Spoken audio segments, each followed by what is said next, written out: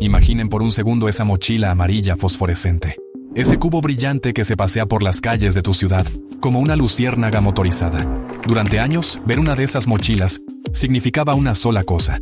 Alguien, en algún lugar, estaba a punto de recibir una hamburguesa grasienta sin tener que levantarse del sofá. Era el símbolo definitivo de nuestra pereza moderna y maravillosa. Pero hoy, esa misma mochila amarilla se ha convertido en el estandarte de una guerra civil corporativa. Un campo de batalla legal y, posiblemente, la razón por la que uno de los emprendedores más celebrados de España podría terminar viendo el sol a cuadros. Hablo de Glovo, la empresa que nos prometió que podíamos tener lo que sea, en 30 minutos. Ahora está luchando por su propia supervivencia en un mar de demandas, deudas y una reputación que se desmorona más rápido que un taco mal envuelto. No estamos hablando de un simple tropiezo financiero o de un mal trimestre. Estamos hablando de una caída al abismo que involucra acusaciones penales, cientos de millones de euros congelados por el gobierno y una crisis de identidad que está obligando a todo el sector tecnológico a mirarse al espejo y preguntarse si realmente hemos estado jugando limpio. La situación es tan crítica que el fundador, Oscar Pierre, ese chico prodigio que aparecía en todas las portadas de revistas de negocios como el mesías del emprendimiento, ahora se enfrenta a una petición de 6 años de cárcel, de unicornio tecnológico a posible convicto en tiempo récord. Y mientras él dice que todo es un malentendido técnico, la fiscalía dice que ha montado un sistema ilegal masivo. ¿Cómo diablos pasamos de pedir sushi un martes por la noche a tener a la cúpula directiva imputada por delitos contra los derechos de los trabajadores? Quédense conmigo, porque en los próximos minutos vamos a diseccionar este cadáver corporativo que todavía respira. Vamos a entender cómo la obsesión por el crecimiento a cualquier precio, la psicología de la conveniencia y una arrogancia desmedida crearon una tormenta perfecta. No es solo la historia de una app de reparto, es la historia de cómo el sueño de la gig economy se convirtió en una pesadilla legal. Y les prometo que, al final de esto, no volverán a mirar a ese repartidor en bicicleta de la misma manera. Para entender la magnitud del desastre, tenemos que rebobinar un poco y hablar de esa primera fase de enamoramiento tóxico que tuvimos con la marca. Al principio, Glovo no era una empresa, era magia negra. La propuesta de valor era tan seductora que anuló nuestro sentido común financiero. Podías pedir que te trajeran las llaves que te dejaste en casa de tu ex, o un paquete de tabaco a las 3 de la mañana. Ellos lo llamaban multicategoría, pero en psicología del consumidor, nosotros lo llamamos habilitar la inoperancia funcional. Nos hicieron adictos a la inmediatez. El crecimiento fue explosivo. Pasaron de ser 4 gatos en una oficina pequeña en Barcelona a operar en 23 países. Pero aquí está el truco de magia. Para crecer a esa velocidad, necesitas quemar dinero como si fueras el Joker en esa escena de Batman. Durante 9 años, Glovo no fue rentable. 9 años. Imaginen montar un puesto de limonada y estar casi una década perdiendo dinero cada vez que vendes un vaso. Pero sigues abriendo puestos en todo el vecindario porque tienes inversores que te dicen que lo importante es dominar la calle. El problema es que ese crecimiento se construyó sobre cimientos de barro. O mejor dicho, sobre las espaldas de miles de personas que la empresa insistía en llamar colaboradores o autónomos, pero que el resto del mundo con ojos en la cara veía como empleados encubiertos. Y aquí entramos en el terreno pantanoso del marketing de la percepción. Glovo vendió la idea de la flexibilidad, esa palabra dorada que los departamentos de relaciones públicas usan para no decir precariedad. Decían que el repartidor era su propio jefe, que si quería trabajar se conectaba, y si no, se iba a la playa. Suena idílico, ¿verdad? Casi dan ganas de dejarlo todo y comprarse una bici. Pero la realidad, como suele pasar, tenía letra pequeña. El algoritmo era el verdadero jefe.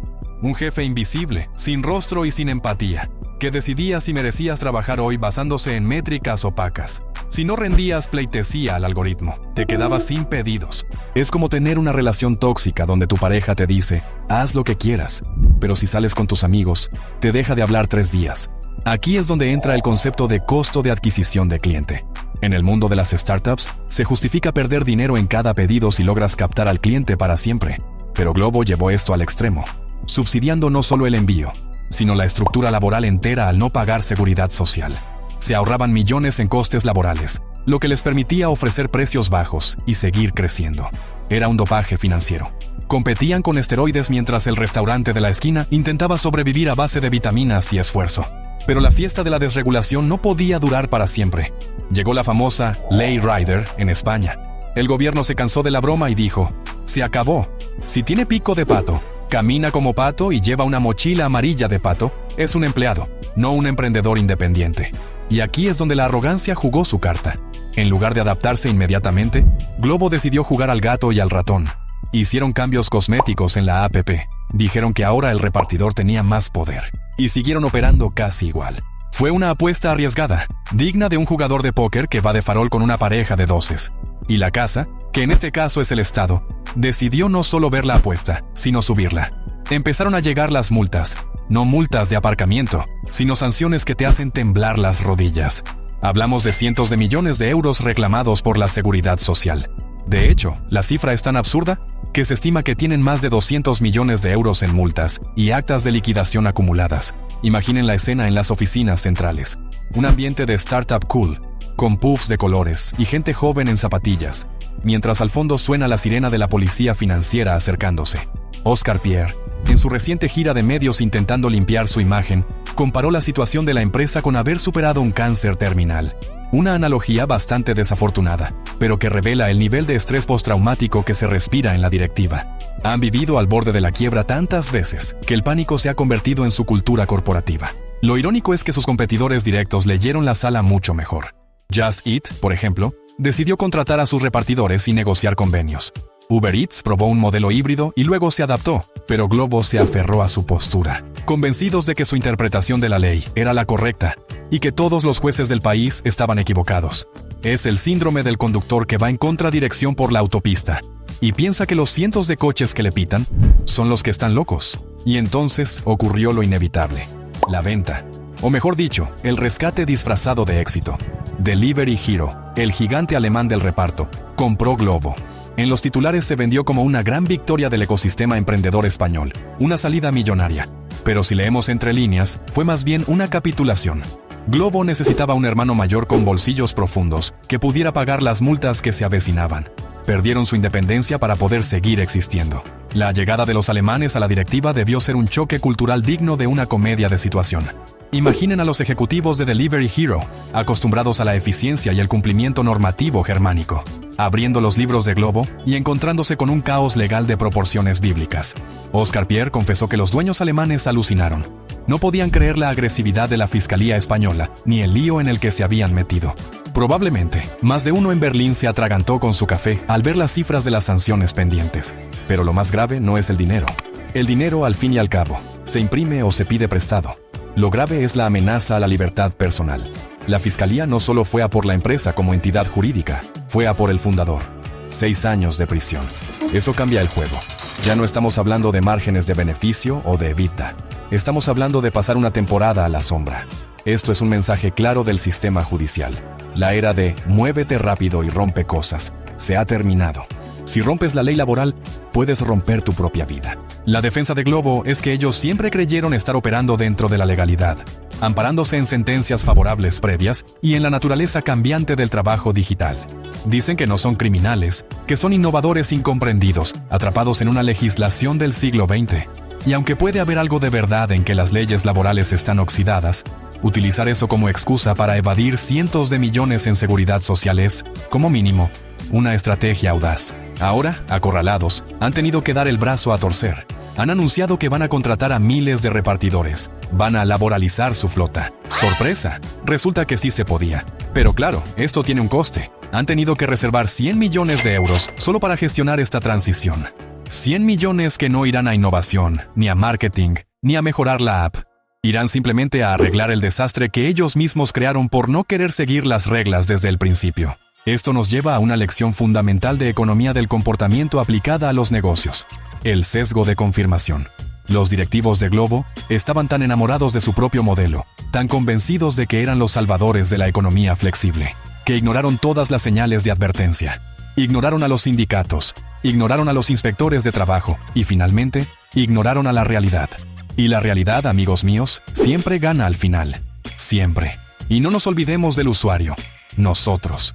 Porque en esta historia no hay solo villanos corporativos y víctimas en bicicleta. Nosotros somos cómplices necesarios. Queremos que el envío sea gratis. Queremos que llegue caliente. Y no queremos saber cómo se logra eso. Si el coste del envío sube 3 euros porque ahora hay que pagar seguridad social, nos quejamos en Twitter. Hemos sido educados para devaluar el trabajo humano. Creemos que el tiempo de otra persona vale menos que nuestro deseo de no cocinar. Globo explotó esa debilidad psicológica nuestra. Nos dijo que podíamos vivir como reyes con presupuesto de plebeyos. Y ahora que la factura real está llegando, la empresa se tambalea. Porque si Globo tiene que pagar salarios reales, cotizaciones reales y multas reales, su modelo de negocio de márgenes minúsculos empieza a hacer aguas. ¿Seguiremos usando la app si el envío cuesta lo que realmente debería costar? Esa es la pregunta del millón, o mejor dicho, la pregunta de los 200 millones de multa. Además, está el tema de la reputación. Antes, trabajar en Globo, en las oficinas, claro, era un símbolo de estatus. Eras parte de la élite tech. Ahora, tienes que explicar en las cenas familiares por qué tu jefe sale en las noticias en la sección de tribunales, y no en la de economía. La marca ha pasado de ser un verbo, vamos a pedir un globo, a ser un sustantivo cargado de polémica. Y recuperar la inocencia de la marca es casi imposible. Una vez que el público ve los hilos del titiritero, la magia del espectáculo se pierde para siempre. El futuro de Globo es incierto. Probablemente no desaparezca mañana. Tienen el respaldo de Delivery Hero y una cuota de mercado brutal. Pero el Globo que conocimos, ese vaquero salvaje del oeste digital que hacía lo que le daba la gana, ha muerto. Ahora será una empresa más aburrida, regulada, más cara y, con suerte, más justa. Pero el camino hasta aquí ha dejado un rastro de destrucción legal y financiera, que se estudiará en las escuelas de negocios durante décadas, como el ejemplo perfecto de lo que no hay que hacer cuando escalas un negocio. Lo fascinante de esta caída no es que hayan fracasado en el producto. El producto funciona. La app es genial. El fracaso ha sido ético y estratégico. Creyeron que ser un unicornio les daba inmunidad diplomática frente a las leyes del país. Olvidaron que, por muy alta que sea tu valoración en bolsa, si el juez dice que no, es que no. Y esa arrogancia es la que les ha llevado al borde del precipicio. Me pregunto qué pensará Oscar Pierre cuando vea una de esas mochilas amarillas ahora. ¿Verá un símbolo de éxito? ¿O una diana en su espalda? La historia de Globo es un recordatorio brutal de que la innovación no puede ser una patente de corso para la explotación. Y que a veces, lo barato sale carísimo. Tan caro que te puede costar la libertad. Y hablando de modelos de negocio que prometieron revolucionar nuestra vida, y terminaron convirtiéndose en una parodia de sí mismos, cobrando más por ofrecer menos, y destruyendo la experiencia del usuario por completo. Tenéis que ver lo que está pasando con Airbnb. Te va a dejar sin palabras.